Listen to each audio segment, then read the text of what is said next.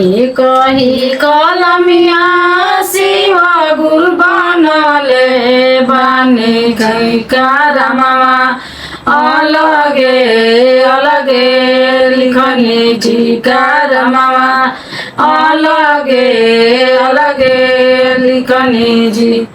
सब कोई के दियनी शिव गुरु बेटा बेटी जी हमारा बजनी बहनी जी हमारा के बजनी कहनी जी सब कोई के दियनी शिव गुरु धन जी हमारा के निरधन कहनी जी हमारा के निरधन कहनी जी एक ही कलमिया शिव गुरु बनले बानी जी अलगे अलगे लिखनी जी कारमा अलगे अलगे लिखनी जी सब कोई के दियनी शिव गुरु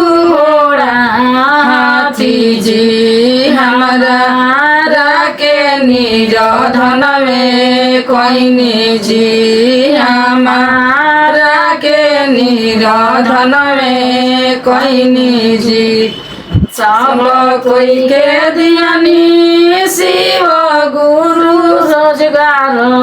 नौकरी जी हमारा के करवे कहनी जी हमारा के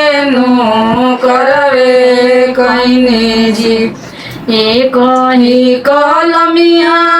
शिव गुरु बनले बानी जी अलगे अलगे लिखनी कारमा अलगे अलगे लिखनी जी।